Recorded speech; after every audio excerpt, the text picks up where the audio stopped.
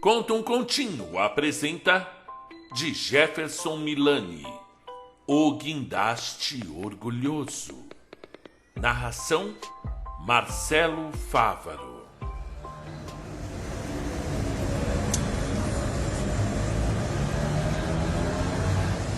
É sabido que existem muitos livros que tratam de engenharia. Pode perguntar para qualquer adulto. Também não faltam contos infantis dos mais variados tipos. Porém, será que existe uma história que fale de engenharia civil e de crianças ao mesmo tempo? Até pode ser que, bem, a infância de algum engenheiro esteja contada em algum livro. Mas um conto sobre engenharia infantil.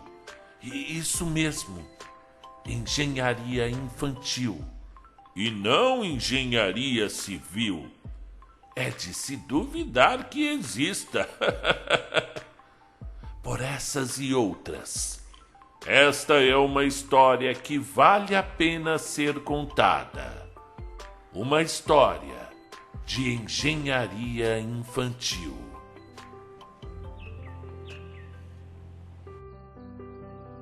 Olhe, papai, olhe, lá, um guindaste bem grande, exclamou um menininho de 2 anos e meio, apontando para uma construção há pouco iniciada na vizinhança.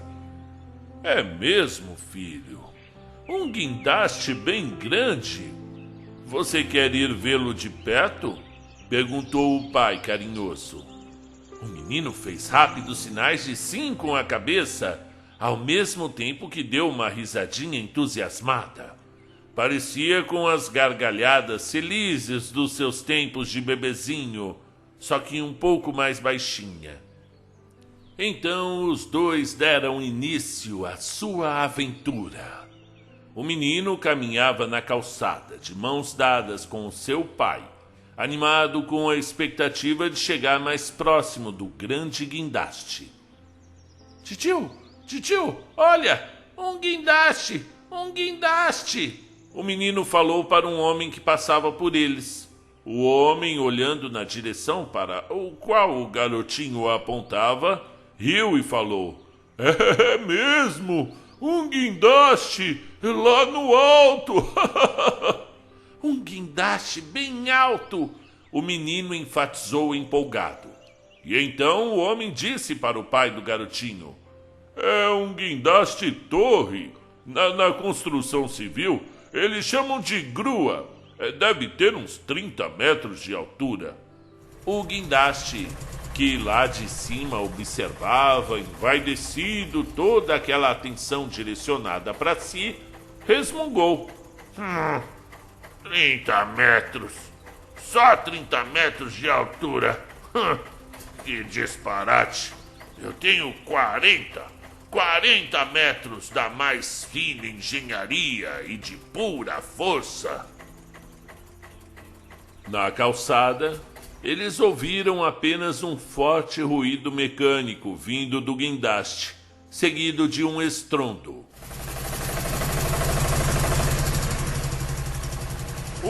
Olha lá, o guindaste, ele quis nos dar um oi, o homem comentou brincando. Em seguida, o homem deu tchau para o menino e seguiu o seu rumo. Pai e filho continuaram a andar na calçada, indo ao encontro da construção.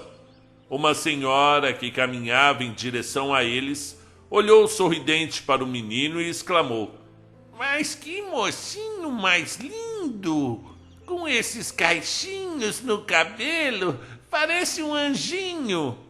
Olha, titia, olha, um guindaste bem alto. O menino respondeu para a mulher, fazendo os adultos rirem. É mesmo? E qual é o seu nome, meu anjinho? A senhora questionou. Fossué Mateus. O menino prontamente respondeu. Fossué Mateus. O menino prontamente respondeu: É Josué Mateu, o pai disse sorrindo. E de que cor é o guindaste bem lá no alto? A senhora indagou ao menino. Josué Mateu respondeu convicto: Azul! O guindaste, ao ouvir aquilo, ficou vermelho de raiva, pensando: Azul! Azul! Será que ele está falando daquele outro guindastezinho mequetrefe que eu conheci no ano passado? Um guindastezinho que não devia chegar nem a 38 metros de altura, mas que achava que podia se comparar a mim. Quanta pretensão daquele tipinho! Não, filho. O guindaste é amarelo. O pai corrigiu com uma voz afável e em seguida comentou com a mulher. Ele diz que tudo é azul. Ainda confunde as cores. Melhor assim. O guindaste pensou aliviado. Eu já ia deixar cair essa carga em cima daquele bloco de aço para dar um susto bem dado nesse menininho. Se ele tivesse me comparando com aquele outro guindastezinho de nada.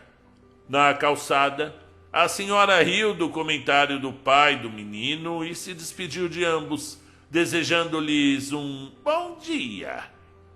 Pai e filho prosseguiram até que finalmente chegaram perto da construção. Construções, como todos sabem. E se alguém não sabe, que fique sabendo desde agora e nunca mais se esqueça. Podem ser muito perigosas, especialmente para crianças. E por isso, Josué Mateu e o seu pai, apesar de estarem suficientemente próximos da obra para verem as máquinas e os veículos trabalhando, mantinham-se a uma distância segura, afastados o bastante para não correrem nenhum perigo. Olha, papai, um guindaste! O menino repetia deslumbrado, observando a movimentação da grande máquina que transportava pesados blocos de concreto de um lado para o outro, para lá e para cá, daqui para colar. Depois de alguns minutos hipnotizado pelo enorme guindaste, o menino começou a prestar atenção nos outros veículos e máquinas que também faziam parte da construção. Olha, papai, caçamba! O guindaste, ao notar que não era mais o centro das atenções, ficou com ciúmes. Parou de carregar blocos de concreto, que era a tarefa que ele deveria fazer naquele dia, e deu início a uma baderna na construção. Tudo para chamar a atenção. Primeiro, decidiu levantar uma betoneira desavisada. O que você está fazendo? A betoneira protestou. O guindaste, indiferente aos protestos, levou a betoneira o mais alto que pôde e começou a fazê-la girar, bem ligeiro, até que ficasse parecendo um peão de brinquedo a rodopiar no céu. Para! O que é isso?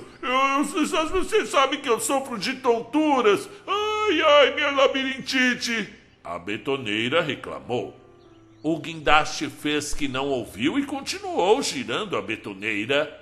Depois, até ele parou de girar a colega de trabalho e a aproximou do chão, mas só porque decidiu que iria atirá-la em cima do caminhãozinho caçamba que ele estava cochilando. Ai, minha coluna! O caminhãozinho gritou. Depois o guindaste deixou a betoneira cair de muito alto, em vez de soltá-la de pertinho, bem suavemente, como era o jeito certo de se fazer. Insensível à dor do colega, o guindaste elevou o caminhãozinho, com a betoneira nas costas e tudo, levando-os até um ponto mais alto do terreno. O que você está fazendo? Ei, você enlouqueceu? Como nós vamos descer daqui agora? Reclamou o caminhãozinho e a betoneira. O guindaste fez pouco caso do problema. Não me amole! Que obra agitada, hein, filho? Agora vamos embora para almoçar. Amanhã a gente volta, tá bom? Josué Mateu pediu ao pai que ficassem mais um pouquinho. E foram ficando, Até que a fome acabou convencendo o menino de que, bem, estava na hora de aceitar a sugestão de ir para casa. Como o pai de Josué Mateu estava de férias do seu trabalho, eles foram vários dias seguidos assistir à construção. O menino não se cansava de ver o guindaste, os demais veículos e máquinas da obra, os quais, por sua vez, adoravam receber a admiração e os elogios sinceros da criança, que reconhecia a beleza de todos. Olha, um caminhão guincho, papai, um caminhão guincho. Uma escavadeira bem legal. Assim, cada um se sentia querido e valorizado pelas visitas. O problema, portanto, não era o menino, mas sim o guindaste, que sempre pensava: esses caminhãozinhos de nada e até uma empilhadeira sendo admirada, como é possível? Eu sou único. Qualquer um tem a obrigação de saber, até mesmo uma criança, que todos os olhares devem estar voltados só, exclusivamente, apenas e tão somente para mim. O guindaste sentia orgulho ferido ao não receber a totalidade das atenções para si e começava a bagunçar com tudo. Por consideração à alegria do menino, os colegas do guindaste aturavam o comportamento dele por mais alguns dias, até não aguentarem mais. O Fusca do Vigia, o Fusquinha do Vigia, que ficava no container da entrada do cercado feito em torno da obra, foi quem comunicou ao guindaste a decisão de todos. Nós nos reunimos e queremos ter uma conversa séria com o senhor. Ah, não me incomode, seu Fusquinha. Mas respeito, rapaz. Saiba que eu já tenho mais de 60 anos e jamais, em toda a minha existência, vi alguém prejudicar tanto os seus colegas.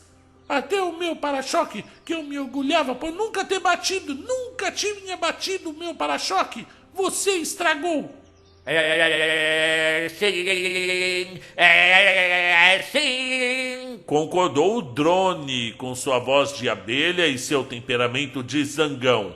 Eu tenho claustrofobia e mesmo sabendo disso, você me apanhou com aquela tubulação e me prendeu na carroceria da Scania. Ah, foi isso que aconteceu? Que alívio! Achei que eu tava ficando com zumbidos por causa da idade, disse a Scania. Construtores, vamos manter o foco! O Fusca interveio. O motivo da nossa reunião, senhor guindaste, é que você deve repensar o seu comportamento e pedir perdão pelas suas atitudes recentes. Que calhambeque brincalhão! O guindaste debochou do Fusquinha. Eu não vejo motivo para graça. Ora, como que não seria engraçado? Vocês são criaturas tão pequenininhas, tão ínfimas, tão abaixo de mim, fazendo tantas exigências. É cada um, hein? Você realmente não entendeu? O Fusca retrucou. Nós estamos lhe dando uma chance. Nós já o aturamos mais do que devíamos. Estávamos com pena de fazer desfeita para o menino. Se não fosse por ele, já teríamos abandonado a obra. Essa é muito boa. Vocês ainda não entenderam que o menino aqui vem só, exclusivamente, apenas, tão somente por mim? O guindaste falou cheio de menosprezo. Se é assim, então se é assim... O drone, de tão zangado com a presunção do guindaste, não conseguia terminar sua frase. O Fusca, vendo que o drone começava a ficar constrangido com a situação, novamente interrompeu para auxiliá-lo, explicando.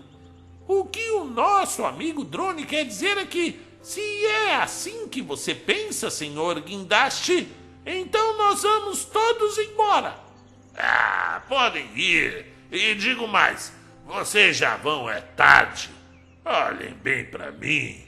Eu não falo só da minha altura e força, não. Vejam o alcance da minha visão. O meu giro, vejam, é de 360 graus. Os meus sensores que me permitem ouvir vocês aí de baixo, com suas queixinhas e lamentações de maquininhas minúsculas. O sábio Fusca respondeu: Sabe, às vezes, quem está numa posição muito alta, apesar de enxergar mais longe, sofre a tentação de ver os outros como insignificantes, porque os observa de cima para baixo. Já quem está bem embaixo não tem uma visão tão ampliada, mas está mais próximo de todos e podem reconhecer com maior facilidade a verdadeira grandeza de cada um. O guindaste silenciou por um instante. Ele nunca tinha pensado dessa forma tão diferente. Contudo, orgulhoso, não aceitou mudar de opinião e insistiu. Você diz isso porque é um fusquinha velho e não tem a minha altura e nem a minha habilidade de girar em 360 graus e... Eu acho muito triste que você pense desse jeito, o Fusca respondeu ao guindaste e, virando-se para os demais, falou: Vamos embora, colegas. Ei, não se esqueçam de mim, a betoneira suplicou. Calma, amiga, nós vamos ajudá-la. O caminhãozinho, o caçamba, o guincho, a empilhadeira, a escavadeira falavam ao mesmo tempo e completaram: Sem você, nosso trabalho seria inútil. Que papo mais furado, que coisa irritante. Vão todos embora, esbravejou o guindaste, ao ver o quanto os demais colegas queriam bem. No dia seguinte, assim como havia acontecido em todos os anteriores, desde que o menino havia avistado o guindaste pela primeira vez, Josué Mateu e o seu pai foram até a construção. No entanto, dessa vez algo estava diferente. Ao chegarem próximos da obra, após o encanto inicial diante da visão do guindaste, o menino rapidamente se aborreceu. É que tudo estava tão parado, sem movimento algum, uma tristeza só. Apenas o guindaste estava lá, sozinho, e nem se mexia. Papai, caçamba, cadê a caçamba? Cadê a escavadeira, papai?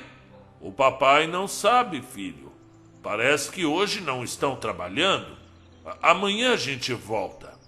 E voltaram no amanhã e o hoje repetiu o ontem. Que complicação! Melhor explicar. Um dia depois, quando voltaram, tudo continuava parado. E no outro dia de novo. Era uma tristeza só multiplicada por 3, pois já era o terceiro dia consecutivo em que nada se mexia na construção. Aliás, se nada mais estava sendo construído, nem dava para chamar aquilo de construção. Havia apenas o guindaste, com um monte de materiais parados. Não vá embora, por favor. Eu só não me mexo porque não tem ninguém que me ligue. Eu não quero ficar sozinho. O guindaste implorava em pensamentos, enquanto via Josué, o pequenininho Josué Mateu, e o seu pai se afastarem.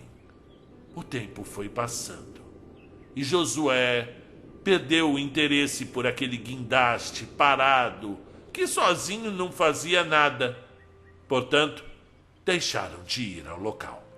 Semanas depois, o Fusca passava por perto da obra abandonada e o seu coração bondoso teve compaixão do guindaste.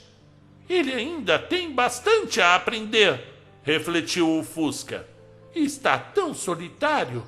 Eu vou conversar com ele.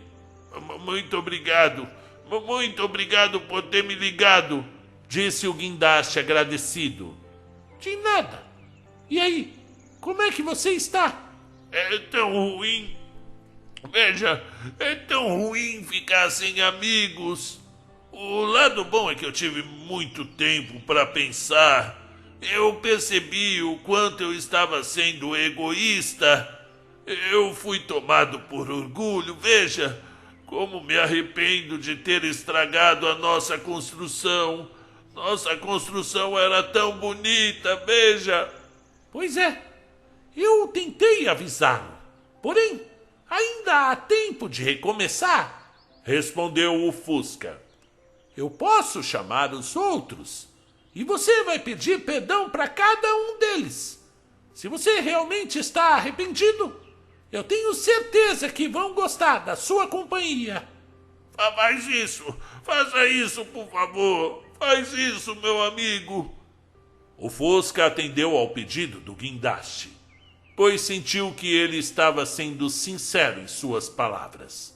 E assim reuniu toda a turma outra vez. O guindaste, torre, o caminhão Scania, escavadeiro, o caminhão guincho, o caminhãozinho caçamba, a empilhadeira, o Fusca, a betoneira, o drone e diversos outros veículos e máquinas, cada um no seu modo, do menor e mais leve ao maior e mais pesado. Eram muito importantes para a construção. Tornaram a trabalhar juntos. Reconhecer a importância de cada um foi a lição que o guindaste teve de entender da maneira mais difícil. Olha, mamãe, olha, um guindaste bem alto, mamãe. Que alegria foi para todos da construção quando o menino Josué Mateu voltou a visitá-los. Olha, mamãe, olha um Fusca bem legal. Olha, mamãe, é um drone, ele voa bem longe. O guindaste passou a ouvir com satisfação os elogios que o garoto fazia aos seus colegas e não mais se sentia ferido em seu orgulho. O tempo passou e o belo edifício, com alicerces muito sólidos e de grande valor, foi construído. Que maravilhoso o resultado do nosso trabalho em equipe! O Fusca comentou com o guindaste. Uma história que vale a pena ser contada. Ora, então vamos contá-la? O guindaste aprendeu muito com essas experiências. Compreendeu, por exemplo, que antes o seu orgulho surgia pelas razões erradas e que, por vir de motivos ruins, facilmente se transformava em arrogância. Foi a arrogância que o fez se sentir mais importante que todos os demais juntos e que o levou a acreditar que seria possível construir algo sem valorizar nem respeitar a mais ninguém. Por outro lado, é bom o orgulho que ele vivencia por ter reconhecido seus erros e por ter feito as pazes com os colegas. É positivo o orgulho que ele experimenta por ter contribuído para uma grande construção. Em especial, é puro e afetuoso o orgulho que ele sente por ter voltado a alegrar os dias do menino Josué Mateu. E por tudo isso, orgulhosamente e com a consciência tranquila, hoje ele se apresenta como o guindaste orgulhoso. Fim da historinha. Você gostou?